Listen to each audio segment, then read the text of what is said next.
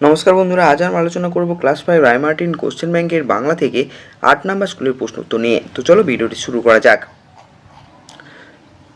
প্রথমে আছে দেখো, নিম্নলিখিত প্রশ্নগুলির সঠিক উত্তরটি নির্বাচন করে লেখো। প্রথম প্রশ্ন, কবি খুশির অগাধ লুটোপুটি খুঁজে পান মাঠে। মায়াতরু কবিতাটির কবির নাম অশোক বিজয় রাহা।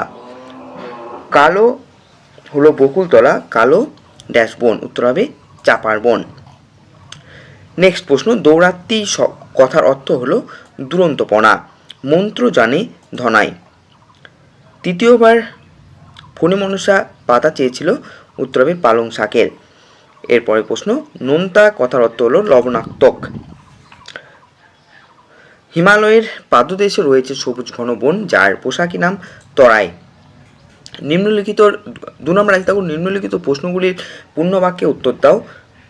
প্রথম প্রশ্ন, লিমেরিক কবিতাটি কার লেখা? উত্তর হবে লিমেরিক কবিতাটি সত্যজিৎ রায়ের লেখা।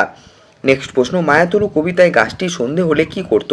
উত্তর হবে মায়াতরু কবিতা গাছটি সন্ধে হলে দুহাত তুলে ভূতের মতো নাচ জুটত। পরে প্রশ্ন, বৃষ্টি পড়ে টাপুর টুপুর কবিতায় কবি ওপারের যে বর্ণনা দিয়েছেন তা লেখো। উত্তর হবে বিশ্বকবি রবীন্দ্রনাথ ঠাকুরের লেখা বৃষ্টি পড়ে টাপুর টুপুর কবিতায় কবির বর্ণনা অনুযায়ী নদীর ওপারে বৃষ্টিতে সব গাছপালা ঝাপসা হয়ে গেছে। 2-4 প্রশ্ন, শেষ পর্যন্ত ফণিমনসা কেমন পাতা চাইল নিজের জন্য? উত্তর হবে শেষ পর্যন্ত ফণিমনসা নিজের আগের সেই কাঁটা ভরা কর্কশ পাতায় ফিরে চাইল। নেক্সট প্রশ্ন, শিয়ালকে ঠকাবার জন্য ধান চাষের সময় কুমির কি ফন্দি এঁটেছিল? উত্তর হবে ধান চাষের সময় যে আগে থাকতেই শিয়ালকে বলে ভাই, এবারে কিন্তু আমি আগার দিক নেব না, এবার আমাকে গোড়ার দিক দিতে হবে। নেক্সট প্রশ্ন, শিষ্য কথার অর্থ কী? উত্তর হবে শিষ্য কথার অর্থ হলো ছাত্র বা চেলা। নেক্সট প্রশ্ন, ফণিমনসা ও বনের পরী নাটকটিতে প্রথমে কার প্রবেশ ঘটে? উত্তর হবে নাটকটিতে প্রথমে সূত্রধারের প্রবেশ ঘটে। এরপরে প্রশ্ন 4 দাগের নিম্নলিখিত প্রশ্নগুলির উত্তর দিতে বলেছে। প্রথম প্রশ্ন, ক্লিবলিঙ্গ কাকে বলে? উদাহরণ দাও। উত্তর হবে দেখো, যে পদের দ্বারা পুরুষ বা স্ত্রী কোনোটিকেই না বুঝিয়ে কোনো অপ্রাণীবাচক বা জড় পদার্থকে বোঝায় তাকে ক্লিবলিঙ্গ বলে, যেমন বই, খাতা, টেবিল। নেক্সট প্রশ্ন, বচন কাকে বলে এবং কি কি? উত্তর হবে যার দ্বারা বিশেষ্য বা সর্বনাম পদের সংখ্যা বোঝানো হয় তাকে বচন বলে।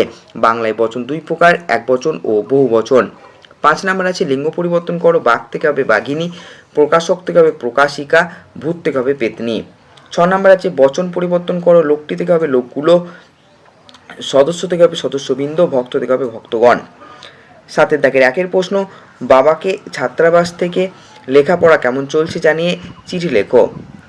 প্রথমে ঠিকানা, তোমার নাম এবং ছাত্রাবাসের নাম, তারিখ লিখবে।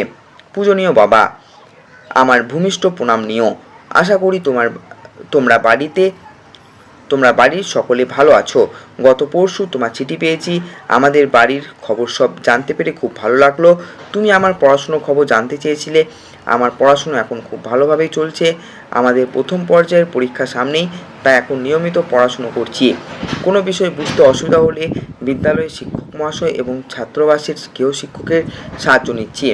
অঙ্কে আমার সামান্য দুর্বলতা ছিল, কিন্তু এখন নিয়মিত অভ্যাসের ফলে সেই ভয় অনেকটা কেটে গেছে। আশা করছি এবার পরীক্ষায় আমি ভালো ফল করতে পারবো।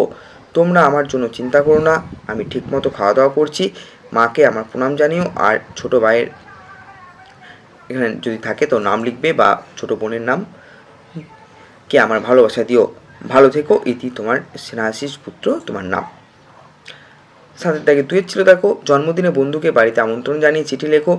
এখানে ঠিকানা দেবে, প্রিয় বন্ধু, বন্ধুর নাম লিখবে। আমার অনেক ভালোবাসা নিও, আশা করি এটা নিস হবে, আমার অনেক ভালোবাসা নিস, আশা করি ভালো আছিস। তোকে একটা বিশেষ খবর দেওয়ার জন্য এই চিঠি লিখছি। আগামী 10ই মে আমার জন্মদিন। প্রতি বছরের মতো এবারও বাড়িতে ছোট্ট একটা অনুষ্ঠানের আয়োজন করা হয়েছে। সেদিন সন্ধ্যাবেলা আমাদের সব বন্ধুরা বাড়িতে আসবে। খুব আনন্দ, গান বাজনা আর খাওয়া দাওয়ার ব্যবস্থা থাকবে। তুই না এলে কিন্তু আমার আনন্দ একদম মাটি হয়ে যাবে, তাই সেদিন বিকেল থাকতে আমাদের বাড়িতে চলে আসিস।